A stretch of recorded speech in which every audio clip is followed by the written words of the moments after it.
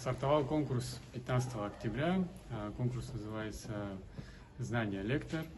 Это конкурс направлен на выявление лучшего лектора страны. Победитель получит возможность повысить свою квалификацию, получит почетное звание лектора Общества знания в Республике Абхазия и ценные призы. В конкурсе могут участвовать все жители республики от 18 лет и выше. То есть это не только могут быть студенты и уже лекторы.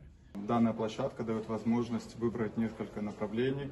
Моя тема называется «108 минут, которые изменили мир», которая посвящена Юрию Гагарину и его первому полету в космос. Это отличная возможность улучшить свои навыки ораторского мастерства, показать свои знания не только, опять же, в рамках студенчества, но и друзьям, коллегам, которые участвуют в этом конкурсе, в этом мероприятии. Очень приятно, что в Абхазии проводятся такого рода конкурсы. Это не только про соревновательный элемент, который, конечно же, тоже присутствует, а это еще и про то, что преподаватель, участвуя в такого рода мероприятиях, возможно, даже сам того не осознавая, скажем так, повышает свою квалификацию, растет над собой. Ведь если преподаватель не будет развиваться, не будет соревноваться в среде себе подобных, то он рискует остаться на том же уровне, который он достиг по окончании аспирантуры, защиты диссертации и прочее.